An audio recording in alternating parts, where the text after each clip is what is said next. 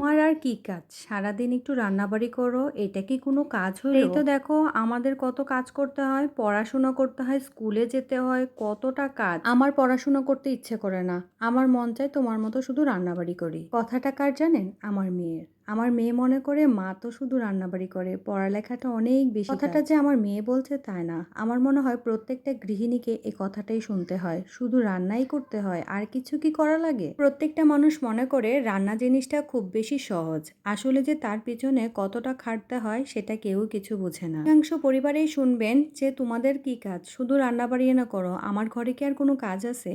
আসলে যে রান্নাবাড়ি করতে গিয়েও সবজি কাটতে হয়, মাছ কাটতে হয়, তারপর বাচ্চাকে সামলাতে হয়, সবাইকে খাবার দিতে হয়, ঘর গুছাতে হয়, তার পিছনে অনেক কাজ থাকে। বা গরম, প্রত্যেকটা সময় আমাদের রান্নাবাড়ি করতে হয়। সবার ছুটি থাকলেও আমাদের গৃহিণীদের ছুটি কখনোই থাকে না। তারপরও শুনতে হয় আমাদের কি কাজ। আমাদের শরীর খারাপ হোক, টায়ার্ড হই, যাই হোক না কেন, আমাদের রান্নাবাড়ি সব করতে হয়। তো চলুন সেসব কথা বাদ দিয়ে ব্লগে আসা যাক। আজকে সেরকম ভিডিও করার ইচ্ছে ছিল না, তারপরেও করলাম। আজকে রান্নার ফাঁকেও অনেকগুলা কাজ করতে হয়েছে।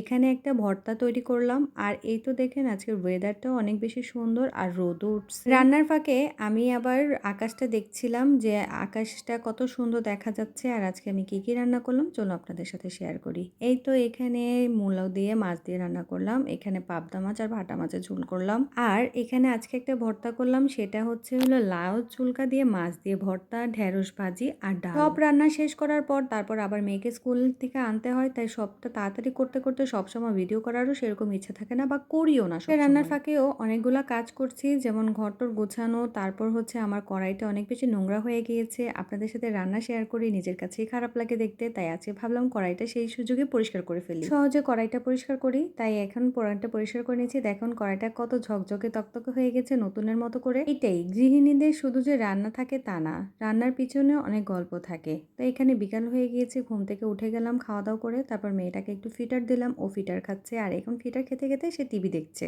ফিটার খেতে থাকুক, তার সুযোগে আমি একটু চা করে নেই। এই তো আমি চা করে নিচ্ছি।